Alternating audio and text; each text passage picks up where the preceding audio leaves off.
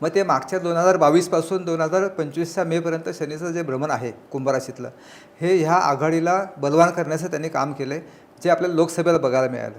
परंतु आता दुसऱ्या बाजूला आता काय होतं की शनी पुढे पुढे मीन राशीमध्ये जाणार आहे, तसं त्या ठिकाणी त्याची ताकद थोडीशी कमी होत जाणार. हां, आणि दुसऱ्या बाजूला मग आपण काय असतं की कुठल्या तारखेला तुम्ही निवडणूक घेताय. मी तसं म्हटलं की नोव्हेंबरच्या आधी झाली असती तर 100% सत्तांतर होतं. आता थोडीशी होप्स आहेत याच्यामध्ये. मी आता म्हणाल की ग्रहयोगाच्या माध्यमातून ग्रहयोग 50% दोघांना संधी देते असं सांगितलं जाईल. परंतु आपण आता त्याच्यामध्ये मूळ पक्षाकडं काय ताकद आहे. महायुतीकडं 200पेक्षा अधिक जागा आहेत, आमदार आहेत, तर महाआघाडीकडं 80 ते 90च्या जागा आहेत त्याच्यामध्ये. तर आपण धाडस नाही करणार की सत्तांतर होईल. मी असं म्हणेल की काही त्या ठिकाणी रवी अनुकूल झाल्यामुळं आपण महायुतीला निसटता का होईना विजय मिळू शकतो आणि ते पुन्हा सत्ता मिळू शकते अशी एक आपण भाकीत वर्तवू शकतो.